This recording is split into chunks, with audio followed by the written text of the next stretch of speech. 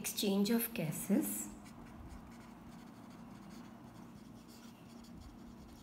between alveoli and body tissue cells. When we start this topic, we need to know first of all the partial pressures of respiratory gases. When we are talking about the partial pressures of respiratory gases, we have to make a table first. Over there, we are going to write first of all the gases that we know: oxygen and CO2. Fine. This oxygen and CO2 in the air, that is inhaled air, or we can say in the atmospheric air, which is to be inhaled air, it is 159 and 0.3. All these partial pressures that we represent as this is in mm of Hg.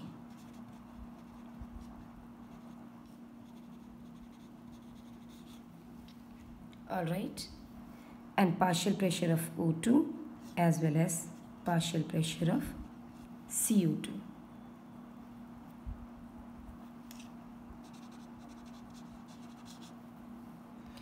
Now, when we talk about alveoli, alveolar air, it is 104 and 40. When we talk about DO2 blood, deoxygenated blood, over there value of oxygenated blood is, or oxygen in the blood is 40, and this one is 45. In case of oxygenated blood, this is 95 and 40. And when we talk about exhaled air,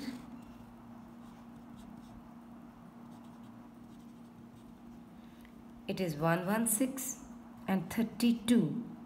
And in case of tissues, 40 and 45.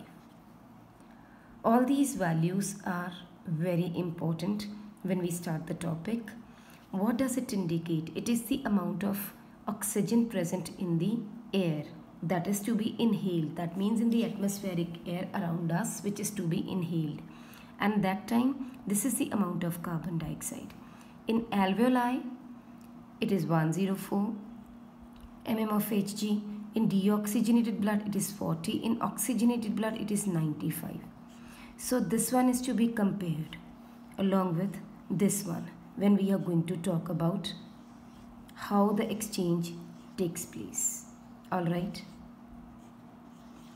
These differences will only help in exchange. Now, coming to how and why exchange takes place, we have to draw a diagram for that, and on that basis we will understand the complexity of the topic. We are quite familiar with this alveoli structure, right? We always draw it like a pot. Then we show that there is heart located where the gaseous exchange will take place, where the blood will be taken. Now after that there are tissues of the body. Fine. Here we say that from aorta, first of all, from lungs after purification, blood is supplied to the heart, and from heart aorta takes it to the body. ठीक है ना? इतना तो clear है हमें. We have already done in class 10. Then, when the entire body sends its foul blood, that means deoxygenated blood, from here it goes to the heart,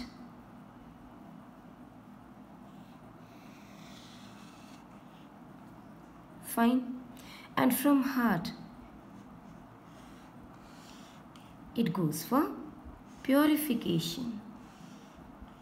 So it is mainly going to the lungs for purification. Are we clear with it? Now, if we are clear with this diagram, then we have to start writing.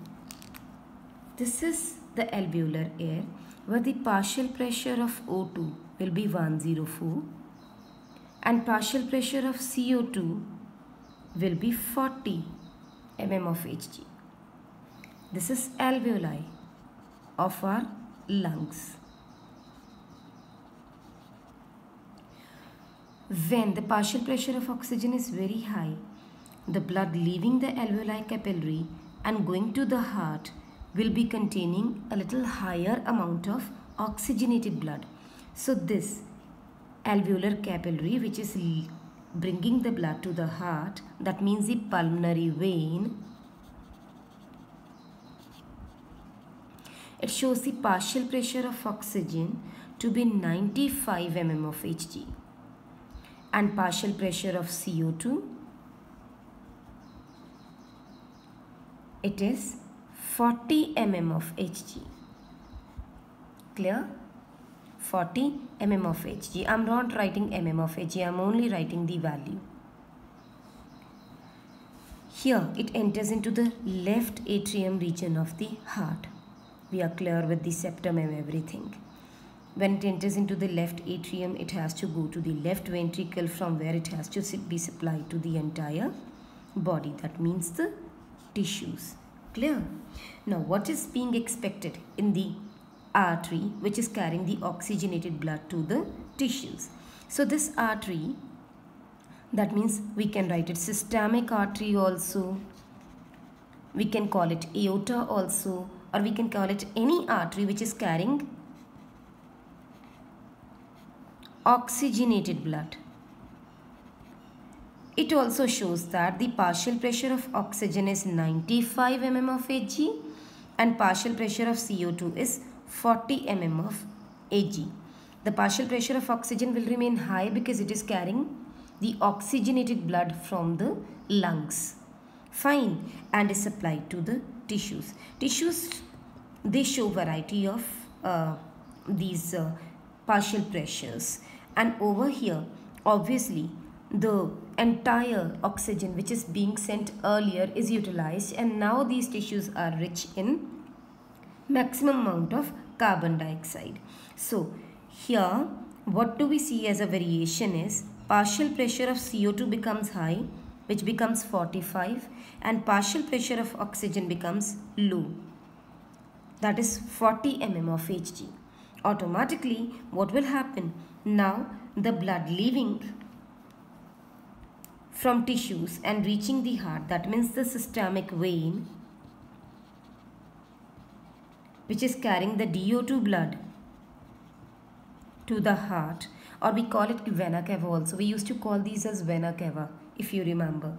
These vena cava, these carry the partial pressure of CO2 which is little high compared to the partial pressure of oxygen which is little low, 40.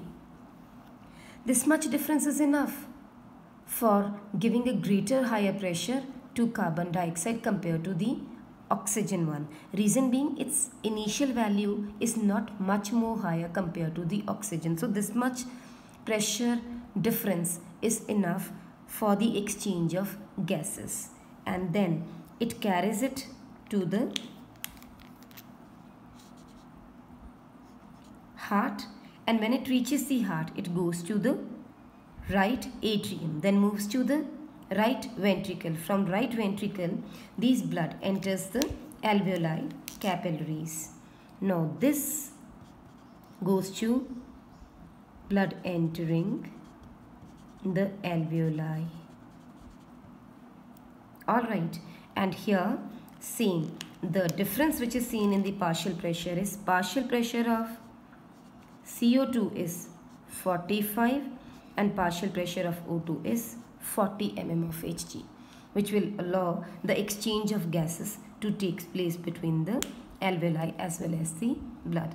You can also show them near to this. Instead of showing that these are connecting and entering the here, you can show, as we have shown earlier, that there is a membrane this way, and you can connect half of this as black showing that this is how the exchange takes place. Fine. There is no big difference if you show them like this. हमें सिर्फ ये दिखाना है how the exchange takes place. So obviously CO2 will move in and oxygen will move into the blood capillaries. This is how the exchange take place. This diagram representation is all about the exchange of gases between alveoli and the pulmonary blood capillary, and then between the blood capillaries as well as the body tissues. It all depends upon the partial pressure of the various gases, which is being shown here. Clear? This helps in exchange.